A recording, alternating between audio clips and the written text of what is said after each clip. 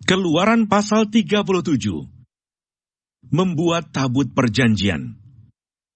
Besaleel membuat tabut itu dari kayu penaga, 2,5 hasta panjangnya, 1,5 hasta lebarnya, dan 1,5 hasta tingginya.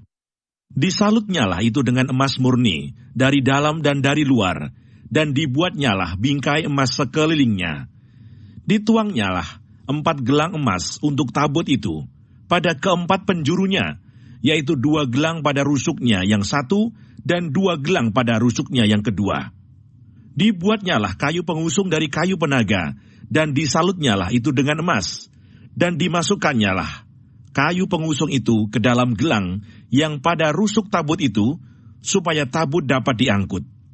Dibuatnyalah tutup pendamaian dari emas murni, 2,5 hasta panjangnya, dan 1,5 hasta lebarnya.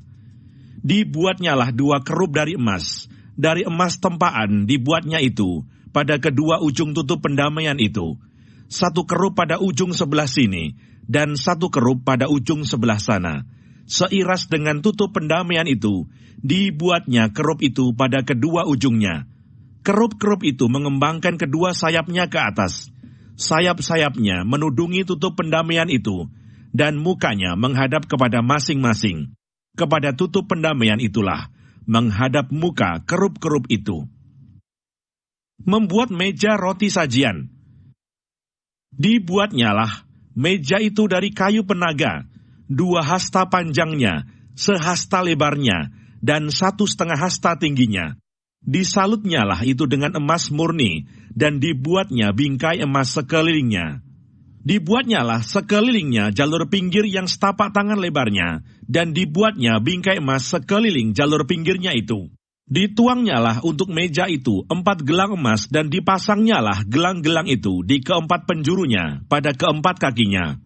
Dekat ke jalur pinggirnya lah gelang itu, yakni tempat memasukkan kayu pengusung, supaya meja itu dapat diangkut. Dibuatnyalah kayu pengusung itu dari kayu penaga, dan disalutnya dengan emas, yaitu supaya meja itu dapat diangkut.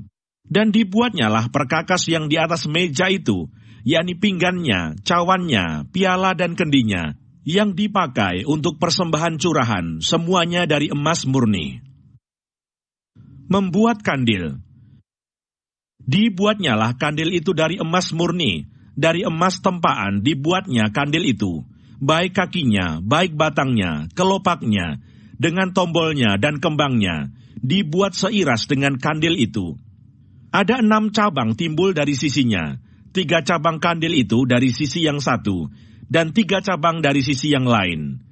3 kelopak yang berupa bunga badam pada cabang yang satu, dengan tombol dan kembangnya, dan 3 kelopak yang serupa pada cabang yang lain, dengan tombol dan kembangnya.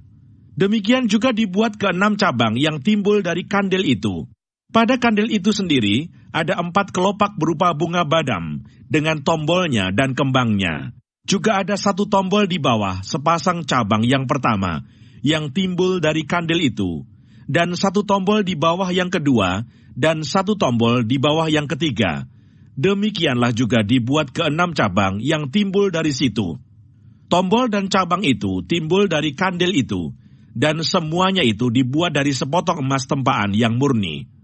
Dibuatnyalah pada kandil itu 7 lampu dengan sepitnya dan penadahnya dari emas murni. Dari 1 talenta emas murni, dibuatnyalah kandil itu dengan segala perkakasnya. Membuat mezbah pembakaran ukupan.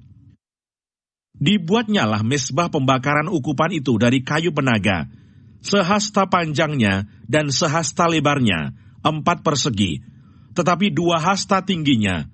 Tanduk-tanduknya seiras dengan mezbah itu. Disalutnyalah itu dengan emas murni, bidang atasnya dan bidang-bidang sisinya sekelilingnya, serta tanduk-tanduknya. Dibuatnyalah bingkai emas sekelilingnya. Dibuatnyalah 2 gelang emas untuk mezbah itu di bawah bingkainya, pada kedua rusuknya, pada kedua bidang sisinya, sebagai tempat memasukkan kayu pengusung, supaya dengan itu mezbah dapat diangkut. Dan dibuatnyalah kayu pengusung itu dari kayu penaga, dan disalutnya dengan emas.